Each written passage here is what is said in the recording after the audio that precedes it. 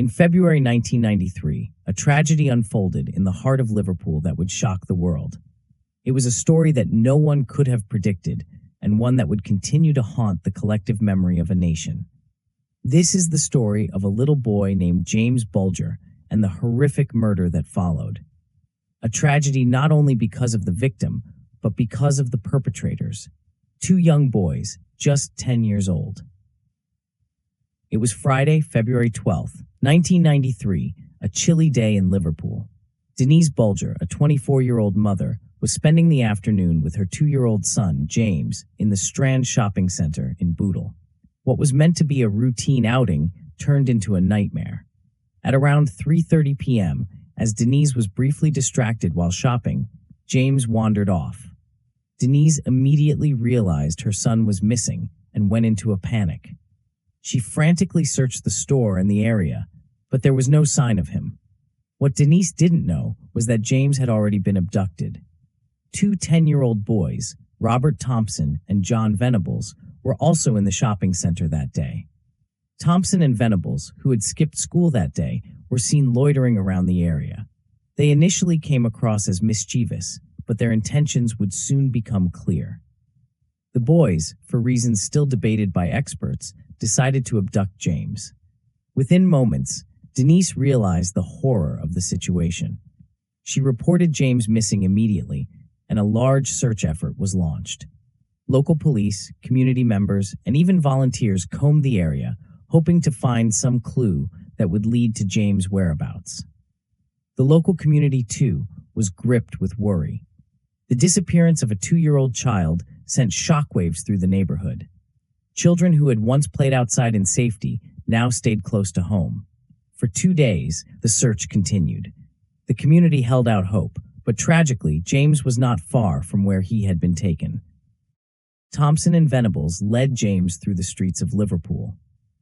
Over the course of the next 2.5 miles, they walked past shops, houses, and even schools, with little regard for the child they were taking. It's believed that the boys had been planning the abduction for some time. They didn't just grab James impulsively, they seemed to have a clear idea of what they were doing. As they walked, they talked to each other about what they would do next. They passed other children and adults who saw the three together but did not intervene. I saw them walking together.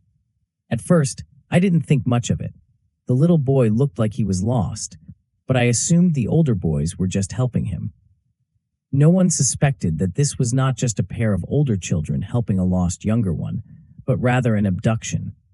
This haunting ignorance would prove to be one of the most tragic aspects of the case.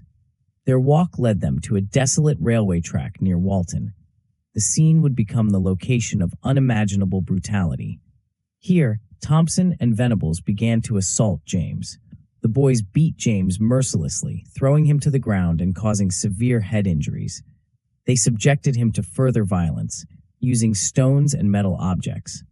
The brutal assault lasted for hours. James suffered unimaginable pain during the attack, and in the end, the boys left him on the tracks, certain that a passing train would kill him and make his death appear accidental. 2 days later, on February 14th, 1993, James's body was discovered on the railway tracks by a group of children playing nearby. The discovery was made just a few yards from the area where James had been left.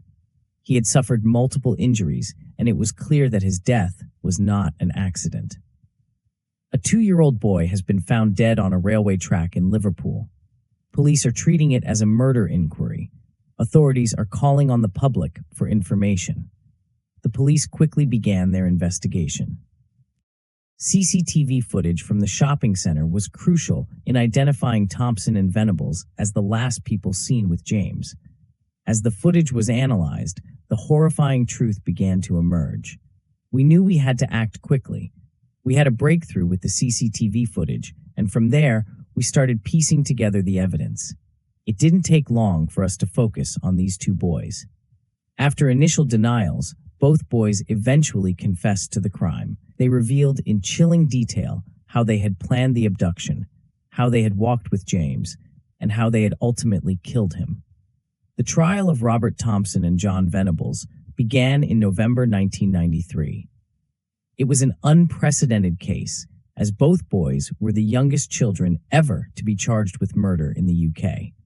Their ages, just 11 years old, left the nation struggling to comprehend how such young minds could commit such a horrific crime.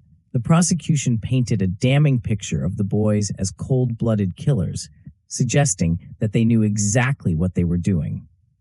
They argued that the boys had been cruel and calculating in their actions. The boys come from broken homes. They were neglected, they were exposed to violence, and they didn't fully comprehend the magnitude of what they had done. The trial gripped the nation. Many questioned whether children that young could truly understand the consequences of their actions. The jury deliberated and returned with a verdict of guilty. Robert Thompson and John Venables were both sentenced to life in prison, with a minimum term of 8 years.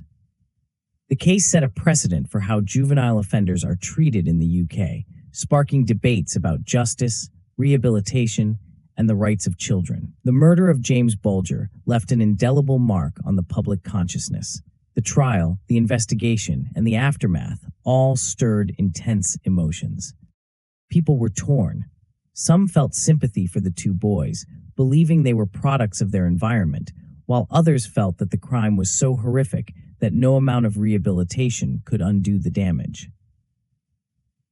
There's a fine line between childhood innocence and criminal responsibility. In this case, both boys had been exposed to violence and neglect, which can affect their mental development. But at the same time, their actions were too severe to ignore. The release of Thompson and Venables in 2001, after serving 8 years, sparked further outrage. Despite being granted new identities and lifelong anonymity, their release was controversial. James Bulger's death changed the UK. It led to reforms in how the justice system handles juvenile offenders, and it sparked widespread campaigns for child safety and protection. James' parents, Denise and Ralph Bulger, continued to honor their son's memory by advocating for child protection laws. They became vocal critics of the justice system, and their tireless work helped raise awareness about the dangers facing children today. While James's death could never be undone, his legacy lives on in the form of safety campaigns, law reforms, and a renewed commitment to protecting the innocence of children. The story of James Bulger is not just a tale of loss. It's a reminder of the vulnerability of childhood and the importance of ensuring that such a tragedy never happens again. It's a story of pain, but also one of resilience and hope.